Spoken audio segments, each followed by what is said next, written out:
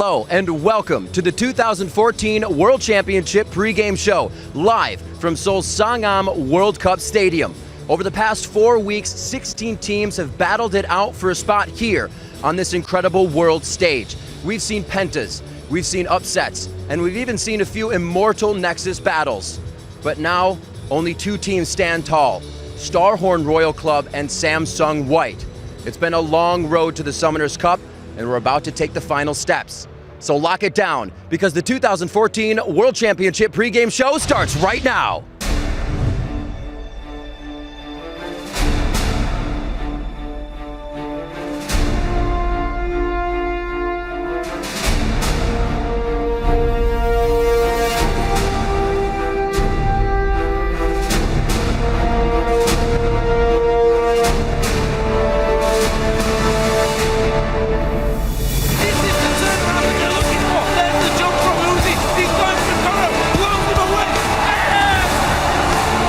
就行，举起奖杯就行了，其他别有什么要求。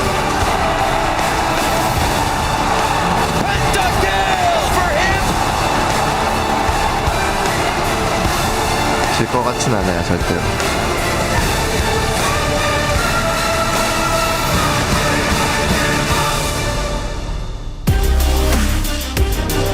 Hello everyone and welcome to Sangam Stadium in Seoul, South Korea. As you guys can see from the shot of the stadium, we still have a massive queue of people coming in. So we are pushing the start of the opening ceremonies back just a little bit to make sure everyone has time to find their seats. And on the topic of the venue, this historic venue was host for the 2002 FIFA World Cup. Today is the setting for the 2014 League of Legends World Championship as the 2 best teams in the world face off for the Summoners Cup. We're about to kick off today's action, and I am joined by my stalwart companions once more who've been with us every step of the way. Starting, of course, with Mr. David Freak Turley from the North American LCS. Mitch Crepo Forceballs joins us from the Evil Geniuses, as well as Counterlogic Gaming's Yiliang Double F Ping, as well as on-game.net shoutcaster Christopher Monte Cristo Michaels, who is celebrating his birthday today. Happy Esports birthday. Hey, thank you very much. What did you get me, Trevor? Beautiful event in your hometown. Gentlemen, welcome to what's going to be an epic day, and I'm looking forward to it. It's going to be fun. Thank you very much, Quick Shot. So teams from around the globe have competed all year long to make it to Worlds, and now for 2 teams that moment has finally arrived. But before either China's Starhorn Royal Club or Korea's Samsung White hoist the Summoners Cup, we've got a lot of excitement in store for you today.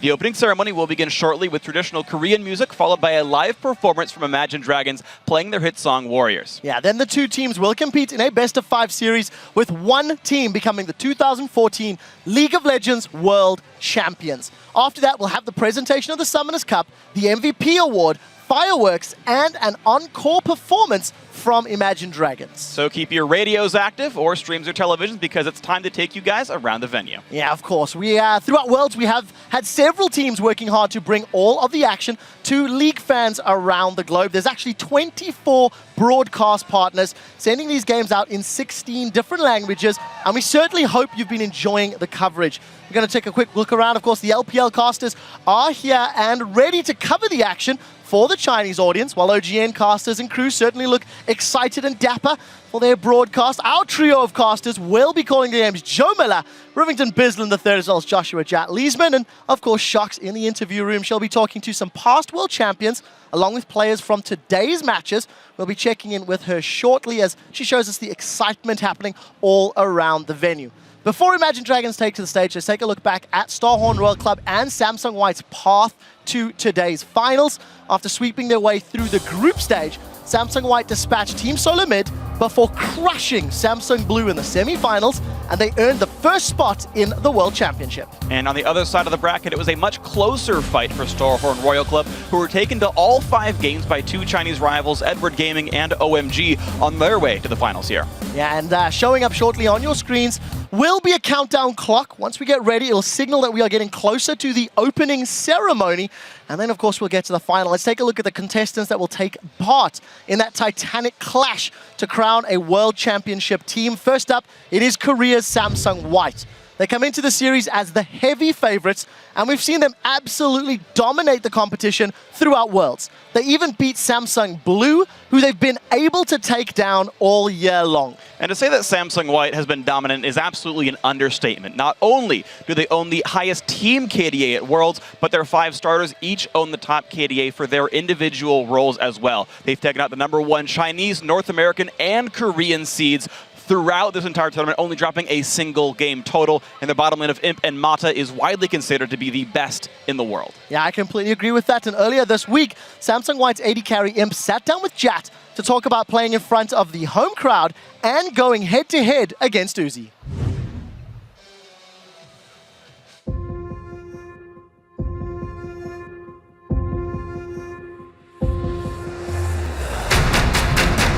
Finally in Korea here.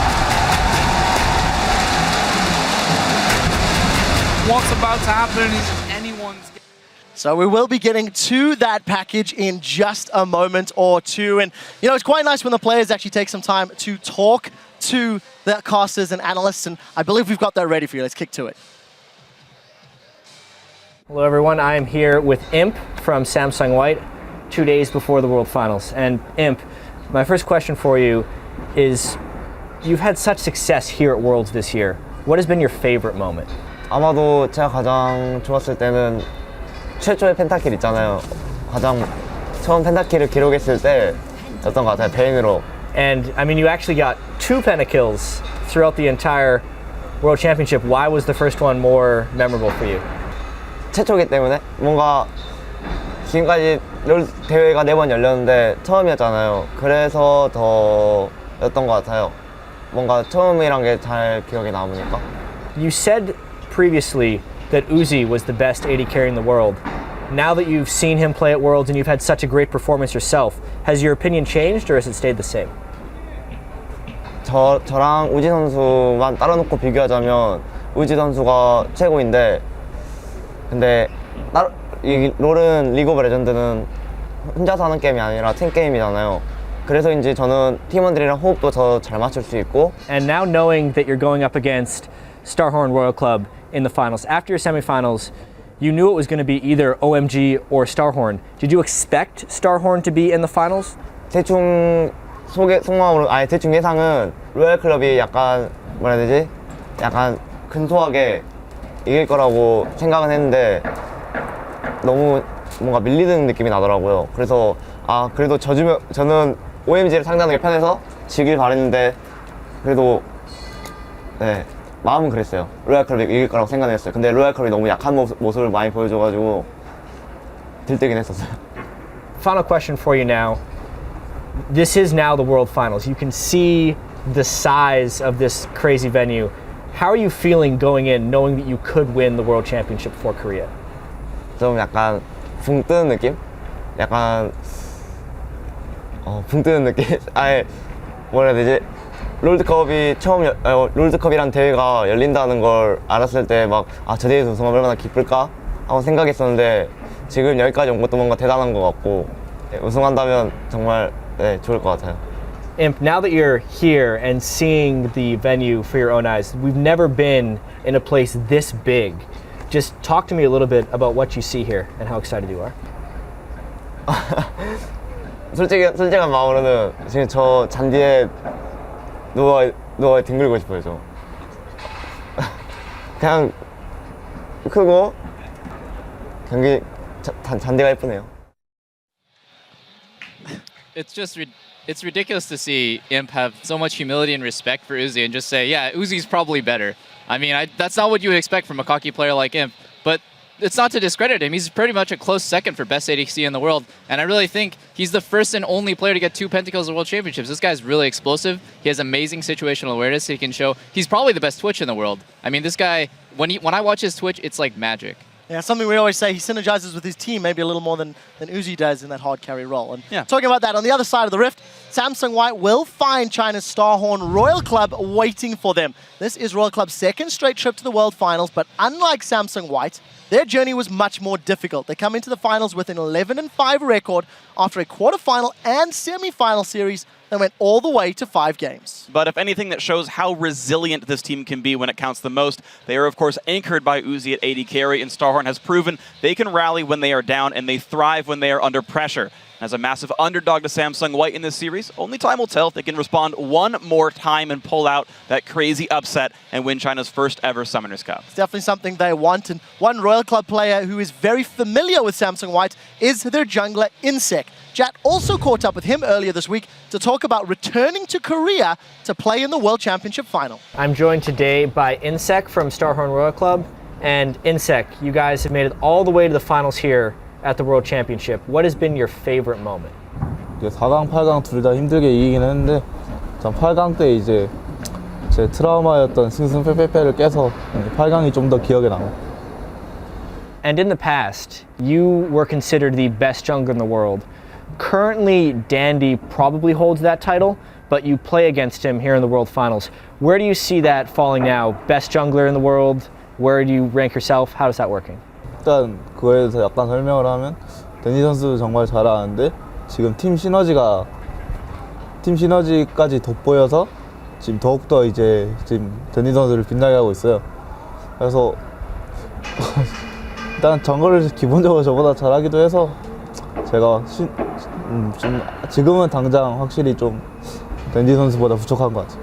And now that you're back here all the way into the World Finals, how does it feel and how did it feel walking into the World Cup Stadium today, and how excited are you for the championship? 그냥 정말 크다 하고 중구에 제 예선전을 큰 데서 했거든요. 롤드컵 예선전을.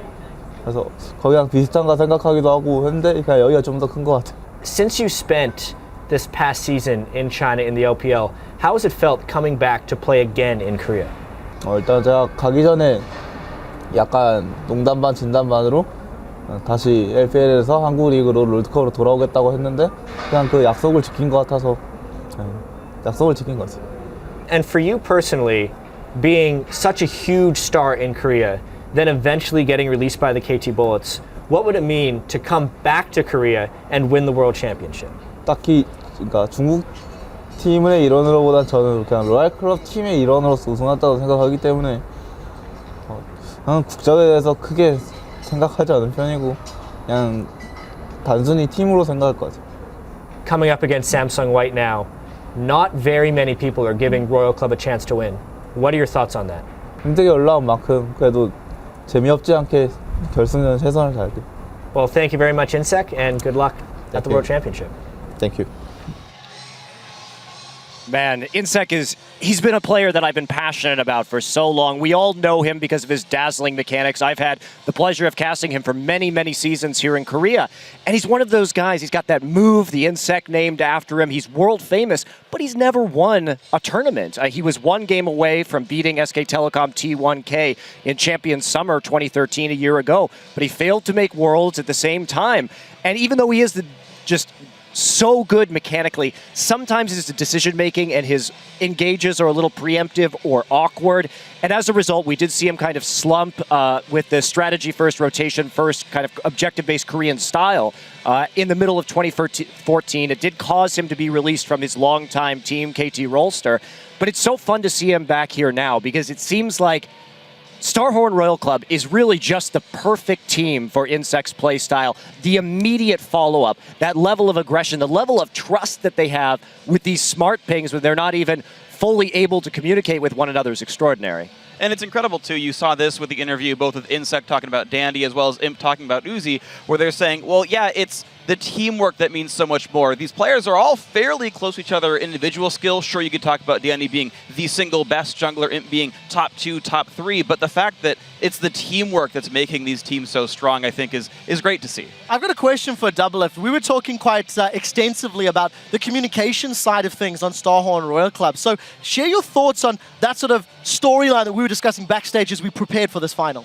Yeah, so I think that, well, It all comes back to last season. I thought last season, SK Telecom T1K, that was probably the closest I've seen League of Legends played to perfect. When I think of robots, 5 robots who were just programmed to play League perfectly, that was really close. Now, I see Samsung White is even closer than last year. And then I think of Royal Club, and part of playing perfectly is having perfect communication. One person cannot see everything on the map. You need information from all 4 of your teammates. And Royal Club's communication really breaks down into smart pings, which is not really that effective at conveying a lot of information. They're in the World Finals. It's obviously doing something right. But they have a distinct disadvantage, even if they're not necessarily worse individually. As a team, their synergy won't be as great as a team that can communicate effectively in the same language. At the same time, I just want to highlight how proud Royal Club should be for playing in this double broken language. It's extremely hard to communicate League of Legends in the same language. If we've played in full English teams and we've struggled with that, they're playing in different languages that none of them have as their main language, and then they have to rely on smart pings, and they made it to World Finals, and it highlights in the style they play, zero hesitation, full-on aggressive. Sadly enough, White's is very good at abusing that. But that's the thing is, and you were talking about this as well, Monte Cristo, with Insect finding the right team for him, is sometimes when you make a team, you make the right team. You make a team of 5 players who instinctively play the same kind of game, and it makes it so much easier to coordinate as a group of 5 when you've all got the same goals, you've all got the same instincts, and you just have amazing zero hesitation plays that talking couldn't even handle. You've got to have the same instincts to even do them, and that's what's great about Royal Club. And that's what gives them such a unique flavor as well as a team. And that's what I really love, is talking about each of these kind of team strengths and weaknesses as we come in here. And it really is just kind of miraculous that Starhorn Royal Club managed to make it this far, but they've done it on some great playmaking. Yeah, I didn't mean to discredit Royal Club at all. I think it's ridiculously impressive that they managed to make it all the way to the finals without perfect communication. I mean, that's just a handicap in itself, and they have to more than compensate for that in skill, in playmaking, and strategy, and everything. And they definitely are doing that. We'll have to see how they perform on the finals. Before we get to that, we need to roll forward just a little bit. And last week on the semi-finals show, we did ask a Worlds Trivia question about the finals. And the question was, which player secured the fastest first blood in Worlds final history, and what was the time? And the correct answer was the Taipei Assassins mid laner Toys in 2 minutes flat. I believe that was against the support of Frost. I'm blinking Mad Life. He did it against Mad Life in Game 4 of the Season 2 World Championship Final. This time, 28 of you managed to submit the right answer. So as Maokai would say, we're getting closer to stumping you. Yeah, but Maokai will have to wait, because today, instead of quizzing you about world records, we actually want you to look back at the past 4 weeks of Worlds and answer this.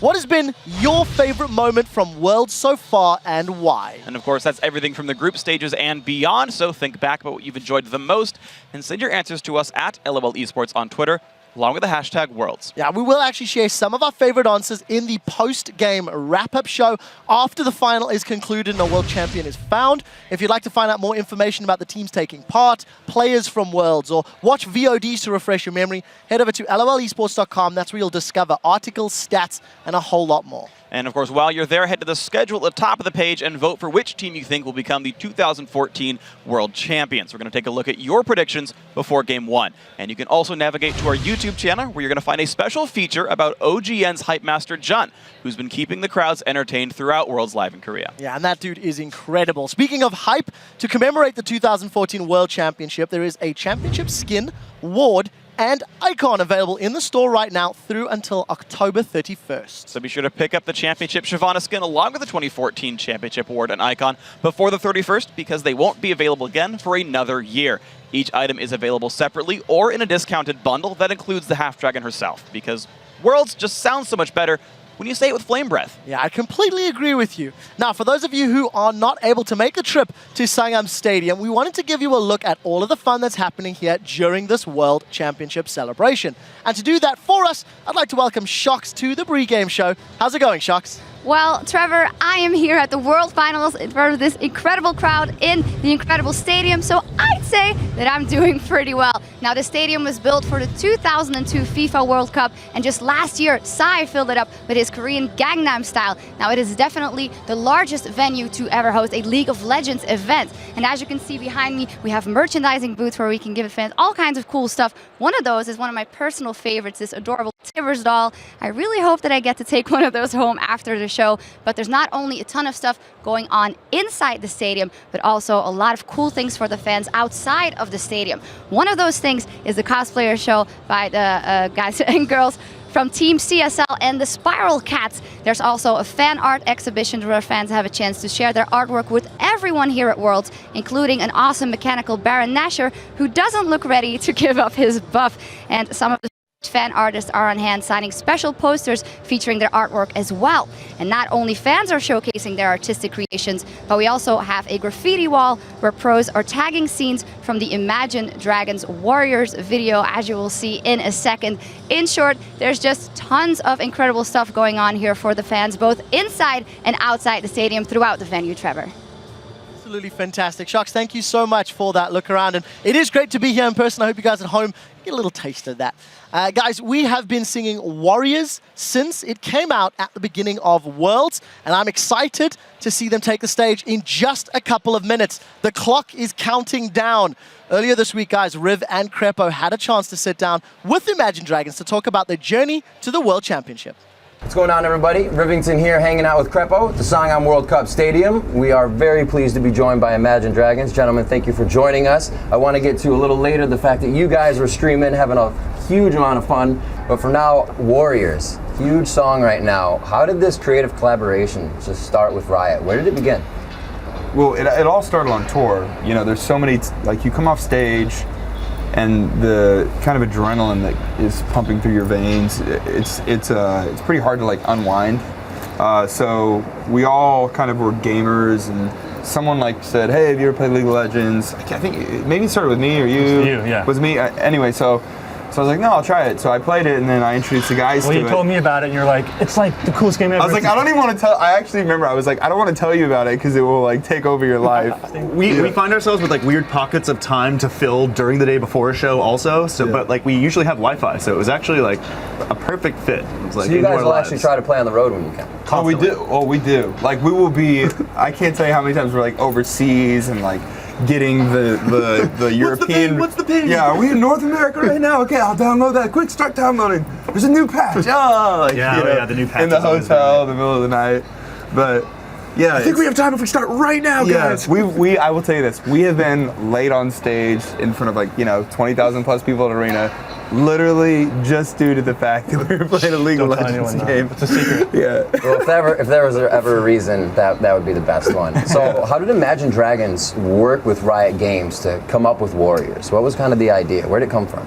We met Christian, who is over the music, and just started riffing off and talking and wanted to create together. It was really this super organic thing. It just felt like, I don't know, it was something that we loved, and they were a fan of the music, and we were like, well, let's do something together. What was the length of that process? Because it doesn't happen overnight. Right. There was a lot of collaboration between both.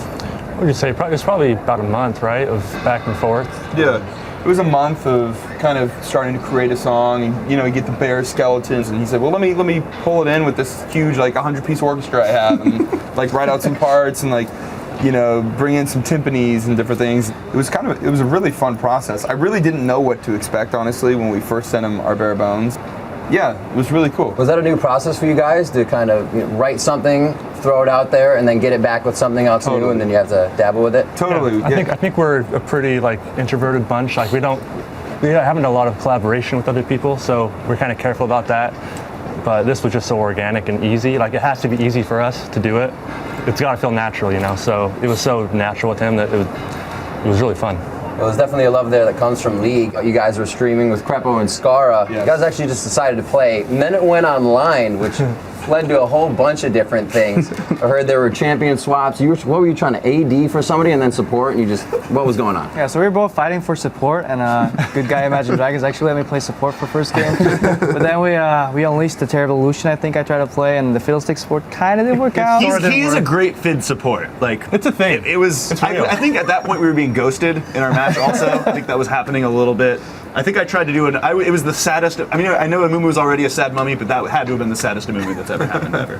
So how'd you guys feeling playing with some pros? What was that like? I felt extra not good. I felt very small. To lose with like two of the best players in the world, You have to be really bad, right? Hey, we won some. We won some. We lost some. It was always due to us for the losses. Whoa, Blue Kong did carry. I heard there were wins. What is this Blue Kong about? Because you let him run into lane or into jungle with AP runes. No blue buff leash at the beginning. Yeah, what is? Nice guy Crepo over here. I literally wanted to die. We started the game with these pros. It was like the big moment. I was way more nervous to do that than like any show or anything. I'm like shaking, and then I'm like, oh my gosh, guys, I picked like the wrong runes. I got brand palm right there. there. I was, and everybody was so nice, but it was just dunzo. So when you guys had a chance to check the Twitch chat, I heard there was something to the effect of, I will buy all your singles if you let the opponents gank Crepo and let him die. How tempting was this? I took it. That's why we lost. You gotta watch out. Twitch chat is dangerous. Yeah. These guys playing. It's nerve-wracking. Like that was my first experience with Twitch, and it's very nerve-wracking because you feel like if you make a mistake, well, you literally are. You're like everybody's saying it, you know. And so, you're definitely think twice when you're like, I'm gonna go do this like risky move. You're like, maybe I'll play it cool and like keep my 0-0-0 right now. I think everyone should have a Crepo support somewhere on their team because it makes your life so easy. Those hooks were just coming in. It was so easy just to aim and click. It makes it really easy. So thank you. As long as there's no wind wall. Right. The dreaded wind wall. So during the stream, you guys seem really genuinely just touched by what the fans were saying. Everybody on Twitch about the new Warriors. You know, what has it been like since the release of the song and the new video? It's been a great response for sure from like even like old fans that have been there since the beginning. I've heard great stuff from newer fans that are just kind of getting into the band. I've heard great stuff, and I've heard so much positive stuff about the video. Like everyone loves the video, even people that don't know what League of Legends is. The video is just unreal in the way it kind of captures the song. It's kind of cool that we had the opportunity to create something a little outside of the music that we usually make, something a little more cinematic, a little more kind of, I don't know, dramatic, grandiose, something that can kind of score the excitement that comes from this. You know, at the end of the day, the most important thing to us and to our fans are that our project is real. Everything we do is real. This is who we are. You know, at the end of the day, Imagine Dragons is what Imagine Dragons is. As long as we're being true to that, our fans are cool with it. So our fans absolutely know. You know, I think I tweeted probably like 7 months ago, like, playing League of Legends, this game's awesome. So it's like, it's part of our life. It's part of our story. Our fans just want to know our story. And so to create a song and to do it, you know, with something that we love, it's cool to us, it's cool to our fans, and yeah, we've been really happy. Guys, I want to thank you so much again for joining us here at the Sangam World Cup Stadium, taking time out of your busy schedule to hang with us today. It's really meant a lot, and we can't wait to hear the show. Right on, thanks for having us. Thanks so much. I just want to stress on like how much of a league players they actually are, because they got to Korea the same day they actually wanted to go to a PC bong and start playing League, and they were so open to the coaching and they were so humble, and I was so surprised because these guys fill out these like big stadiums, and then they're like, yo, what do I do? What do I buy? Where do I go right now? And even right today, I was almost late to this very analyst desk because I was inside playing with them, and they were just like long game, 50 minutes, a brawl, so much fun. So it's really cool to see people that I actually look up to, like music-wise, and just what they do for their job is my hobby. And at the same time, their hobby is my job, so it's really cool interacting with them. And yeah, once again, I think I have more ego than Imagine Dragons, so that was a bit of a reality check for me. Yeah, that's what I was going to say. It's like, these are the biggest celebrities, the most famous people I've hung out with to date, and they have no ego. They're totally like, when they asked me to coach, or when they asked everyone to coach, they're totally okay with you backseat driving them, telling them like, oh, you should try this, do this, do this. They have no ego. They're not like, oh, I'm Imagine Dragons, look at me, I'm so important. They're just super down to earth. If I didn't know that they were Imagine Dragons, I would just think they were just these really normal, cool people. So, Double F, did you get to play with him at all? Yeah, I did. Well, I didn't get to play with him. I got to coach. Yeah, okay. Double and I backseat coached one of the teams. We won, thankfully. I was sitting behind I'm Crepo, the best coach. cheering him on to win lane.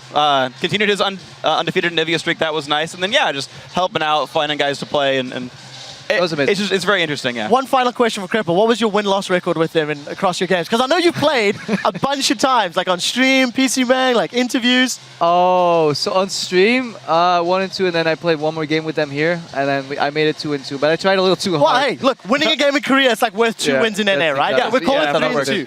We'll call it 3-2. All right, guys, as we can see from the clock, we are getting closer to kicking off the World Finals. But first, let's take a look back at the best plays from Samsung White and Starhorn Royal Club in the semi-finals, or as Insect's Fiddlesticks likes to call them, the Penta Party.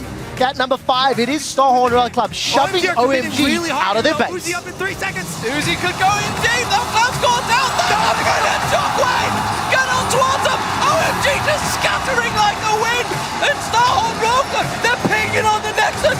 Base to base.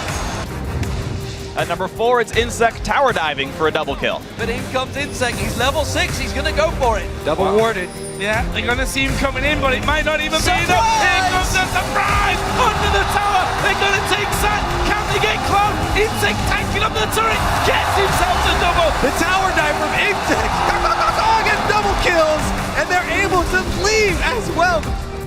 Coming in at number 3 features Pawn stealing a dragon while picking himself up a double kill. Are they going to be able to get danger. in? Dade's big. This is real danger. Dade is big. That's a kill. That was just not good. The quick hit over. Acorn goes down. Dragon goes to Pawn. Pawn gets another one. What in the world is happening right now? Really poor Dragon aggro swapping. Spirit didn't want to get low because he knew he had to smite, and no one else was in there to take the dragon for him. Boom. And we have Carnage to start off game 2. And at number 2, it's Starhorn Royal Club steamrolling a tower and netting 3 kills. Bold style shows to OMG that they are willing to call bluffs, and here goes Insect! There ain't no party like the Royal Club party if they dive in the top of him. Insect will use the Zonias, and that right there is 2 men down, 3 men down. The tree gets himself 2, and they're going to take down this tower. Starhorn will commit to a fight, and by God does it pay off. Insect party's hard, man. These guys just pull the trigger. And the number 1 play has Dandy's Rengar going on the hunt and taking the head of Spirit's Kha'Zix. For the Idle Duran, we were saying it had to happen, but it's an all-in. You have to get out. Spirit with a nice jump to the back. He could have that reset to get out, but the man is quite low. Dandy's trying to get the fight on. Has Fizz into the brush. Now into the base. Dade goes down. Matsu's going to pick up doubles there. Tries to throw a tornado. He cuts him down out of the air, peeling his wings right off. Let's see that again. He gets his 5th point in Ferocity with the Bola, heals as he jumps on top of him, and then finishes him with the Q. He had that plan. I gotta say, I am just incredibly pleased by the Fiddlesticks play overall. I love seeing new stuff come out. I've never been one, it's like, oh, you've got to play the meta every time. There's always things that come out and work.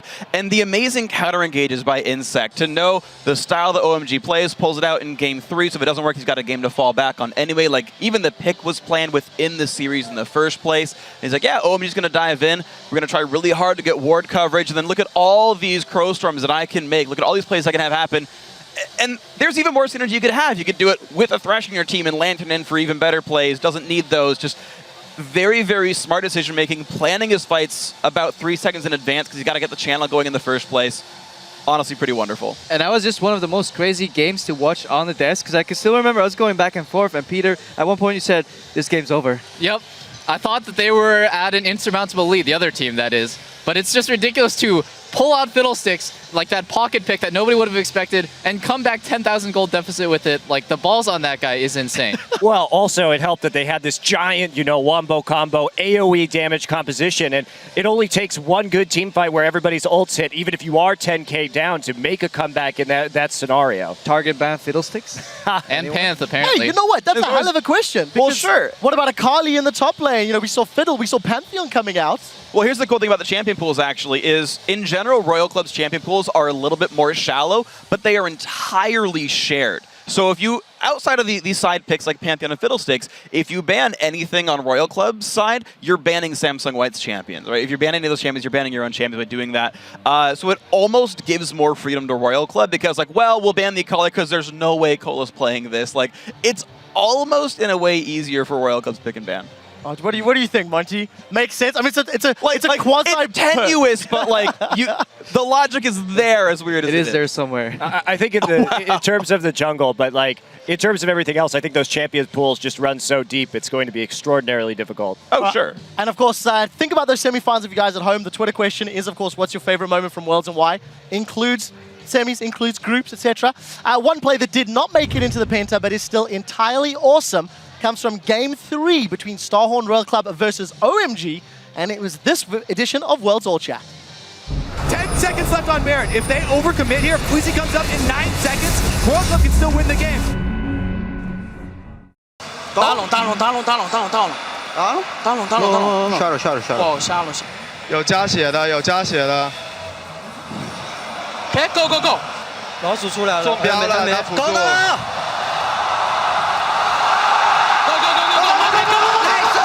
走走走，退。OMG just scattering like the wind, and Starhorn Roker, they're pinging on the Nexus. They're going. Look at Uzi, he's already going there. The rat running up the mid lane here. Yes. Go. Go. 一波了，偷就回了个树人。走你，我们回去。我们就一个 GT 啊。买了。为什么总是想上？我一，他们回不来。Oh, they caught the boat.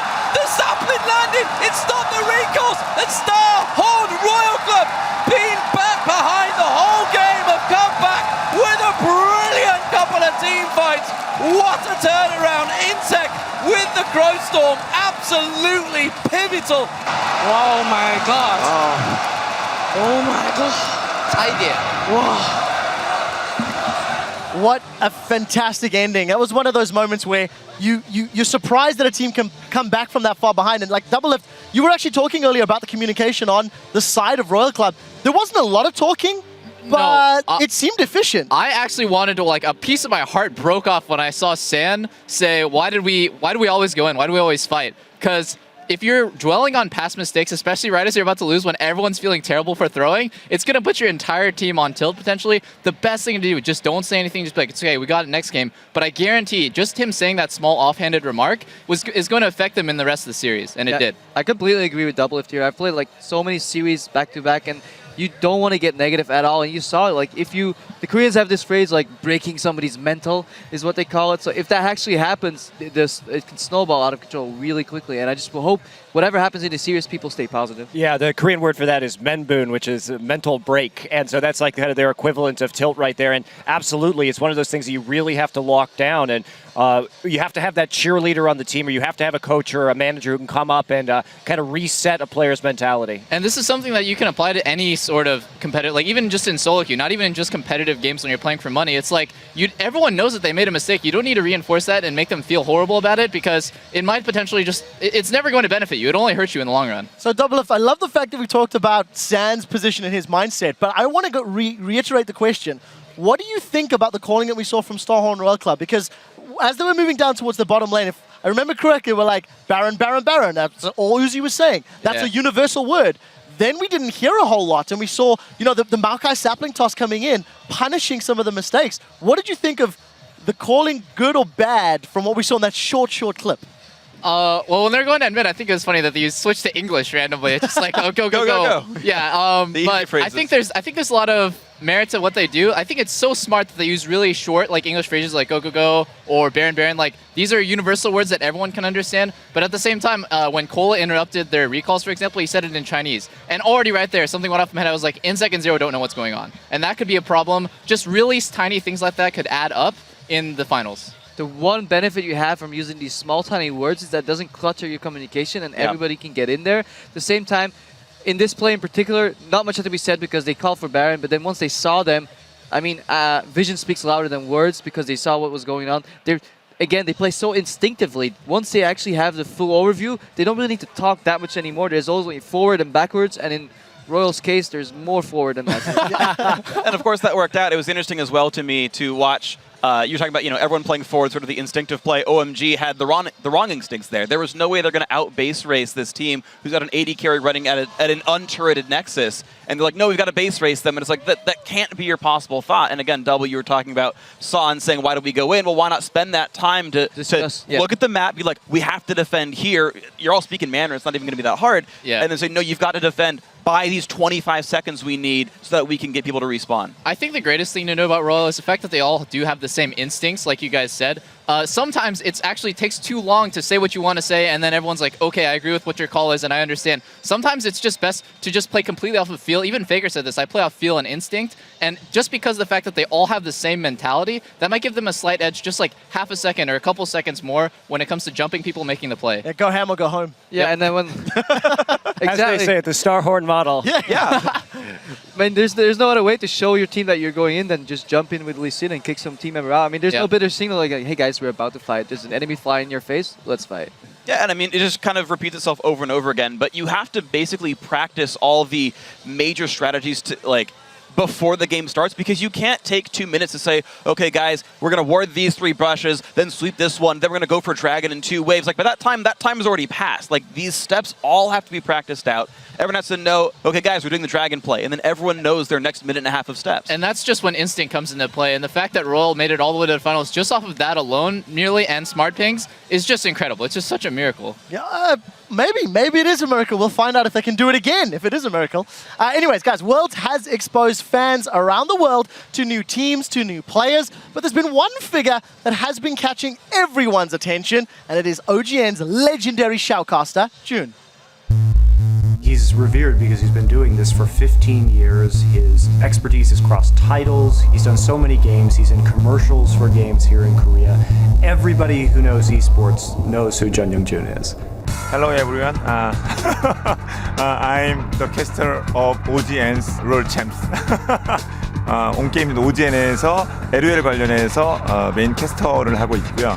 이번에 월즈를 통해서 처음으로 이렇게 NA나 EU 팬들께 인사를 드리게 되네요. 캐스터 역할은 이렇게 분위기를 좀 살리고 사람들이 경기에 집중하게 하는 게 그 역할이라고 생각을 합니다. 그러니까 게임을 중계하면서 아주 전문적인 영역은 코멘테이터들이 담당을 하고, 저 같은 경우에는 눈에 보이는 역할을 합니다. 뭐 퍼스트 블러드, 펜타킬, 넥서스, 깨지네요. 뭐 이런 건 사실 보지 않아도 그냥 누구나 다 알 수 있는 거거든요. 사실 제 해설을 듣지 않아도.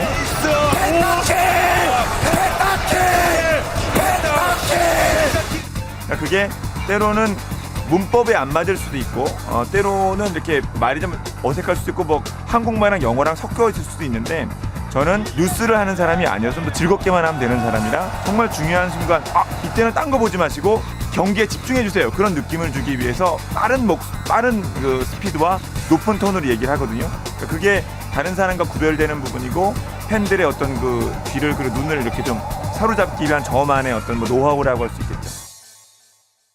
그러니까 첫 번째 그 롤챔스 결승하던 때가 생각이 많이 나요. 제가 그때 이제 40이었거든요. 근데 10년 전에 제가 나이 40에 게임 캐스터를 할 수 있을 거라고 생각을 못했어요.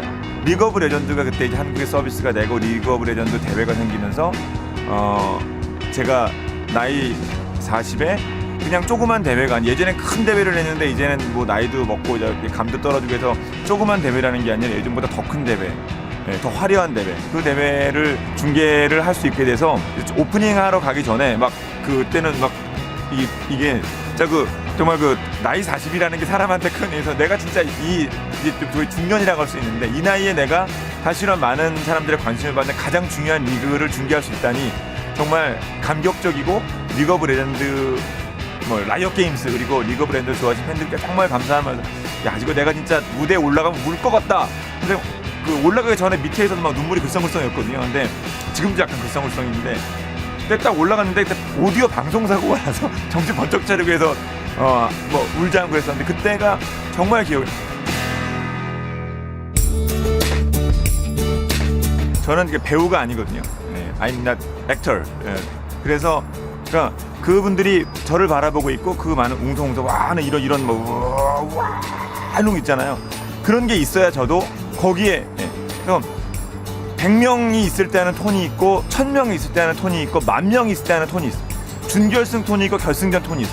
결승전 톤은 결승전에만 나오고 준결승에서는 아무리 해도 안 나와. 그거는 팬이 있을 때만 가능한 거고. e스포츠가 만들어진 한국에서 e스포츠 종족이라고 대한민국이 그렇게 얘기합니다만, 종족이 된 이후로 가장 중요한 행사가 롤드컵인 것 같아요. 이번 저 상암 경기장. 그래서 불안합니다. 제가 잘 못한 것도 불안합니다. 또 그 자리에 제가 선택받았다는 것에 대해서 정말 뭐라고 할까 막 끌어오르는 진짜 내가 저기서 한번 신나게 한번 놀아봐야겠다. 제대로 한번 내가 다 쓰고 정말 그 껍데기만 있는 상태에서 내려와야겠다. 내 몸에 조금이라도 힘이 남아있으면 내 몸에서 그 목이 멀쩡한 상태에서 절대 내려오지 않겠다. 네, 그런 생각으로 다 저기다 던져놓고 저기 상암 스테디움에서 다 던져놓고 그리고 내려오고.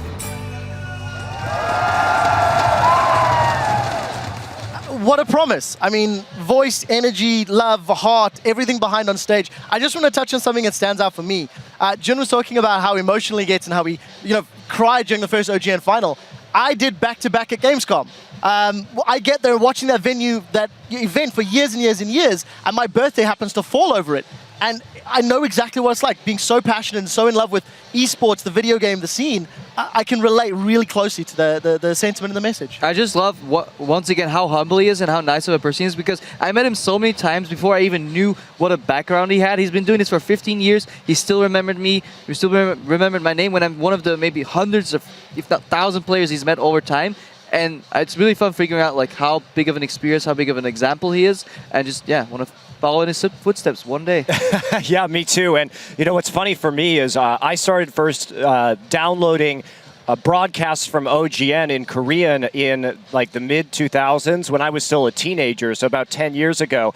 And I remember seeing him on stage and hearing his voice and how pumped up he got for these esports matches. And it really added so much value to my experience. So when I got the chance to move to Korea and then work with him for the past couple of years, it was just such an honor for me because I started out as a big fan of this guy, and he's one of the most, if not the most experienced broadcaster. I know if I ever have questions about broadcasting in esports, he's been through all of the trials and tribulations before, and he always offers me great advice. I can really relate to how he says he tries to leave all of his energy and passion on stage, because when I go up to play, I want to do the same thing. You never want to feel like you left something there, something to be desired on stage, something like that. You always want to feel like I gave it my all, I gave it my 100%, I did my best. And it is really nervous to be in front of a giant crowd. I'm nervous right now, and I'm just sitting on the desk with you guys. It's really just intimidating to see all these people everywhere, and it's hard. It's really hard to give it your 100% when you're kind of distracted, nervous.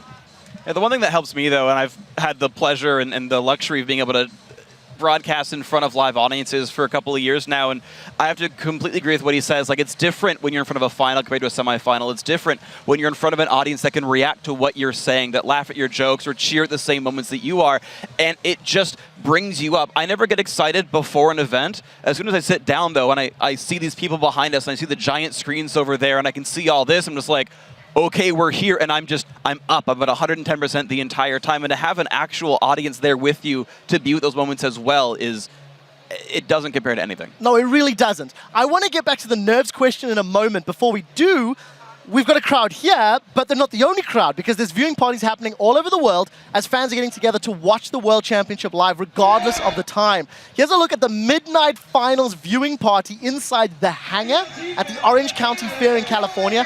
Fans are ready for these matches to begin. I believe there's 1,500 of them in that venue. I also want to share the sentiment when you do have crowds yelling, screaming, chanting. It actually makes it more difficult to focus and get in, because you just want to go ham. You just want to yell and scream with everybody.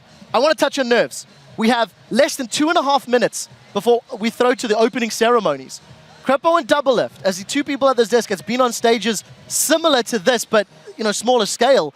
What's it like knowing a World Championship final is about to start in your mind and your heart?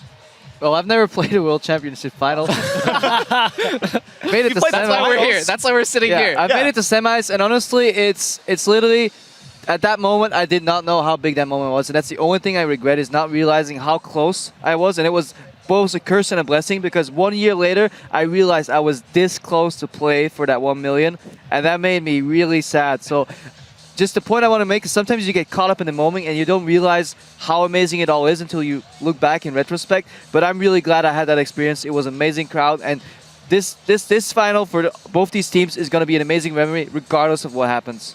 Yeah, I've actually never won anything my whole career, but I have played in a lot of really high-stakes tournaments and a lot of finals, and it's just mostly for me, I get really nervous and really caught up. My hands are shaking, I can't really see straight, and Well, like, Double Lift, you're going to have to calm yourself you. down and hold Right. on to the nerves. Ladies and gentlemen, we are 1 minute and 37 seconds away from kicking off the opening ceremonies. Wherever you are in the world, I want you to wake your family, your neighbors, your pets, and your friends. Scream loud. The World Championship final opening ceremony is about to start. Fnatic going to win the Season 1 championship if they can hold on. This Nexus will go down. Congratulations to Fnatic.